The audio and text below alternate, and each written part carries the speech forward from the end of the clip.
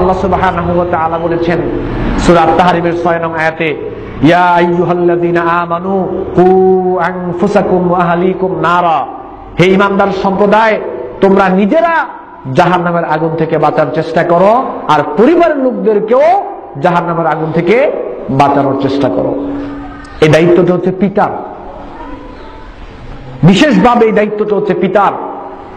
আল্লাহ নবী বলছেন, কুল্লুকুম রাঈন ওয়া কুল্লুকুম মাসউলুন আন রাইয়াতিহি, বুখারী মুসলিমে আসছে, তোমরা প্রত্যেকেই দায়িত্বশীল। প্রত্যেকে দায়িত্বশীল মানে আপনি একটা কলেজের প্রিন্সিপাল, এই কলেজের দায়িত্বশীল আপনি, কলেজের দায়িত্ব সম্পর্কে আপনাকে জিজ্ঞেস করা হবে। আপনি একটা দোকানের ম্যানেজার, এই দায়িত্ব আপনার, এই দোকানে সম্পর্কে আপনাকে জিজ্ঞেস করা হবে।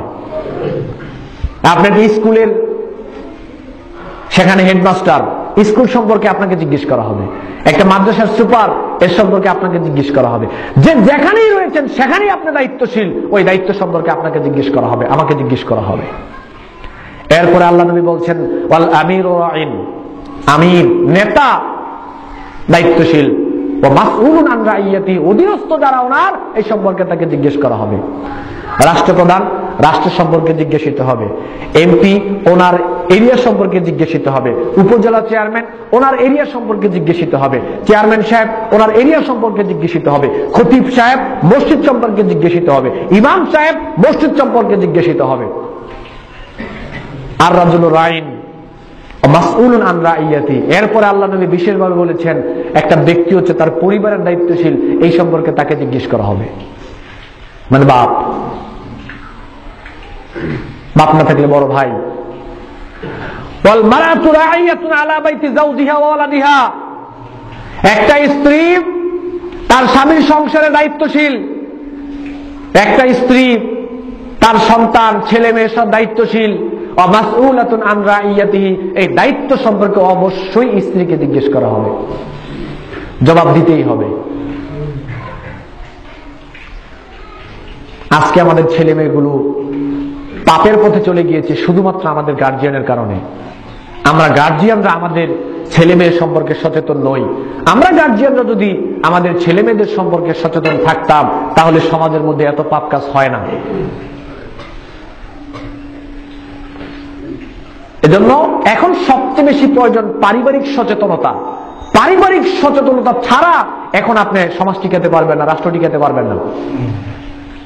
কারণ আমাদের রাষ্ট্রের বেশিরভাগ মানুষই ইসলাম সম্পর্কে সঠিক জ্ঞান নাই। এজন্য আপনাদেরকে সচেতন হতে হবে। যারা ইসলাম সম্পর্কে জানেন, জানার চেষ্টা করেন, বুঝেন, আপনাদেরকেই সচেতন হতে হবে। আমরা পারিবারিকভাবে যদি সবাই সচেতন হয়ে যাই, তাহলে কি সমাজের পাপ কাজ অনেক কমে যাবে না? অনেক কমে যাবে। এজন্য পারিবারিক সচেতনতার জন্য পিতা এবং মাতাকে সর্বপ্রথম একটা কাজ করতে হবে। এই কাজটা হচ্ছে, আপনি সন্তানকে কোরআন শিক্ষা দিবেন আগে। আমি অনেক গবেষণা করে দেখেছি যে ছেলেমেয়েরা পাপ করে কেন। আমি অনেক চিন্তা ভাবনা করে দেখেছি, আসলেই একটা ছেলে মেয়ে এইভাবে পাপ কাজে লিপ্ত হয় কেন? যেটা পশুর করার কথা ছিল, এটা মানুষ করে কিভাবে? যেটা পশুর করার কথা ছিল, ওই যে রাস্তাঘাটে জেনা হয়, এটা তো পশুর কাজ। পশু রাস্তাঘাটে জানা করবে, তাদের কোনো লাজ লজ্জা শরম নাই। আমি চিন্তা করে দেখলাম, এটা মানুষ করে কিভাবে? মানুষ করার কারণ আছে। মানুষ করার কারণ হলো, একটা মানুষের ভিতরে মনুষ্যত্ববোধ, একটা মানুষের ভিতরে আদর্শবোধ, একটা মানুষের ভিতরে লজ্জা, একটা মানুষের ভিতরে নৈতিকতা, একটা মানুষের ভিতরে চরিত্র, একটা মানুষের ভিতরে মূল্যবোধ, এগুলো জাগ্রত হওয়ার জন্য কোরআন লাগবে। কোরআন ছাড়া একটা মানুষের ভিতরে কখনো এগুলো জাগ্রত হতে পারে না। কারণ শিক্ষার উদ্দেশ্য হচ্ছে মানুষকে মানুষ হিসেবে তৈরি করা, এটা শিক্ষার উদ্দেশ্য। এখন আমরা যে শিক্ষা অর্জন করছি, এই শিক্ষার দ্বারা একজন মানুষ হিসেবে তৈরি হবে, তার ভিতরে মনুষ্যত্ববোধ জাগ্রত হবে, ওই জিনিসটা তো আমাদের শিক্ষা ব্যবস্থায় নাই। কোরআনের শিক্ষা যদি না থাকে, এই কোরআনের শিক্ষা ছাড়া আপনার ভিতরে মনুষ্যত্ববোধ জাগ্রত হতে পারে না। মনুষ্যত্ববোধ মানে হচ্ছে আল্লাহর ভয়। আল্লাহর ভয় ভিতরে জাগ্রত হওয়ার জন্য কোরআন ছাড়া বিকল্প রাস্তা নাই। ফিজিক্স পড়ার পরে আপনার ভিতরে আল্লাহর ভয় জাগ্রত হবে না। কেমিস্ট্রি পড়ার পরে, কম্পিউটার পড়ার পরে, ইংলিশ পড়ার পরে, বাংলা পড়ার পরে, গণিত পড়ার পরে, এগুলো পড়লে তো মানুষের মনে আল্লাহর ভয় জাগ্রত হবে না। পরকাল কি জিনিস মানুষ জানবে না। আর যার ভিতরে পরকালের ভয় থাকবে না, যার ভিতরে আল্লাহর ভয় থাকবে না, সে পশুর মতো আচরণ করতে তার কোনো দ্বিধাবোধি হবে না। তার ভিতরে তো পরকালের ভয় নাই। আর অন্তরে পরকালের ভয় তৈরি করতে হলে অবশ্যই কোরআন লাগবে। তাই বলি কি, আমি আপনাকে এটা বলছি না যে আপনার ছেলেকে এখনই আলেম বানাতে হবে। আলেম বানাতে পারলে আলহামদুলিল্লাহ ভালো, কিন্তু আপনার যদি নিয়ত না থাকে, আপনার সন্তানকে আপনি জেনারেল লাইনে পড়ালেখা করার কোনো সমস্যা নেই। আপনার সন্তানকে আপনি ডাক্তার বানান, আপনার সন্তানকে আপনি এই জজ বানান, আপনার সন্তানকে ভাইস চ্যান্সেলর বানান, আপনার সন্তানকে আপনি সেনাবাহিনীতে পড়ান, আপনার সন্তানকে আপনি নৌবাহিনীতে পাঠান, কোনো সমস্যা নেই।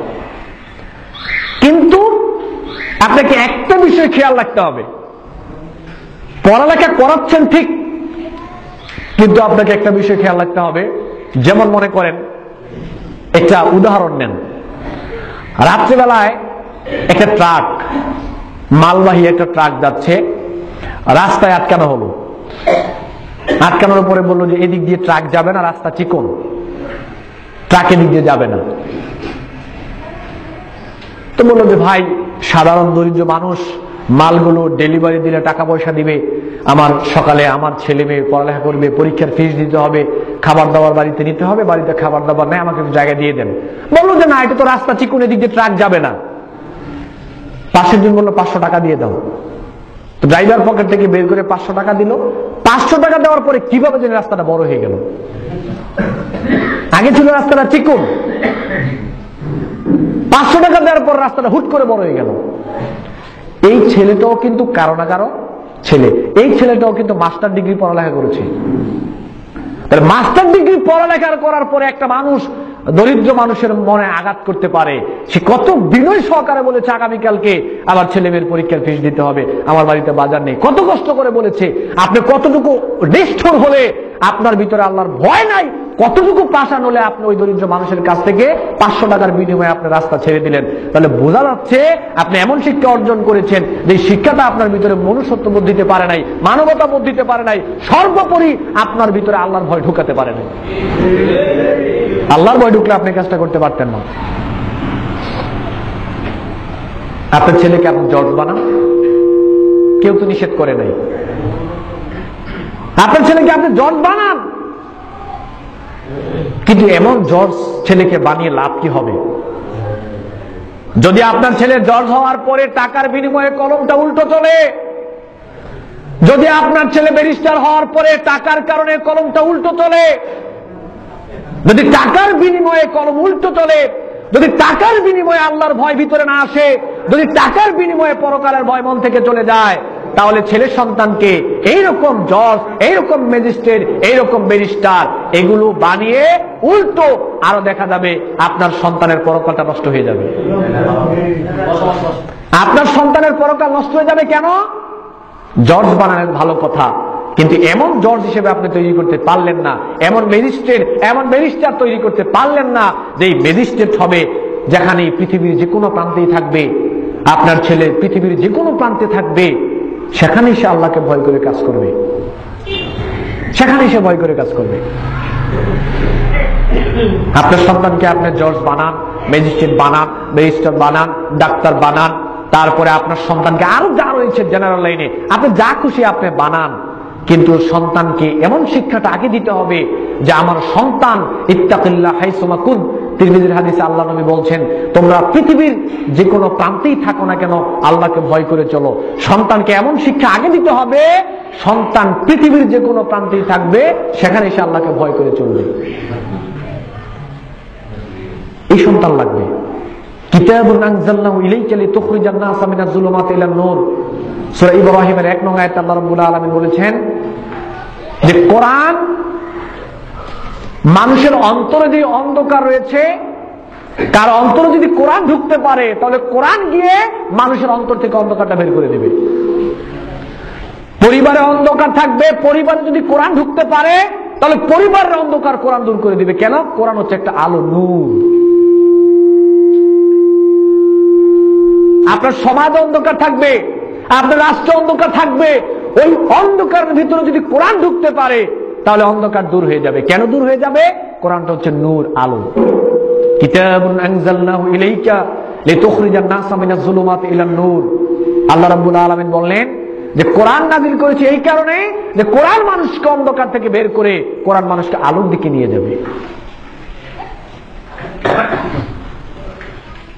তো কোরআনের শিক্ষা যদি ভিতরে না থাকে তাহলে ভিতরটা তো আলোকিত হবে না। আর যার ভিতরে আলোকিত হবে না তার ভিতরে তো কখনোই আল্লাহর ভয় আসতে পারে না। আর আল্লাহর ভয় যার ভিতরে থাকবে না ওই মানুষটা যে কোনো কিছু করতে পারে।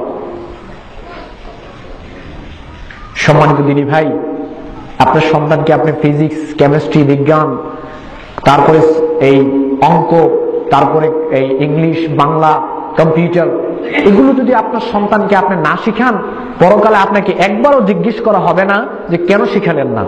আপনাকে আল্লাহর কসম করে একটা জিনিস বলে যাচ্ছে, আপনার সন্তানকে যদি আপনি কোরআন শিক্ষা না দেন, আপনার সন্তানকে যদি আপনি দ্বীন শিক্ষা না দেন, আল্লাহর কসম আপনাকে পরকালে জবাবদিহি করতে হবে কেন সন্তানকে আপনি দ্বীন শিক্ষা দিলেন না।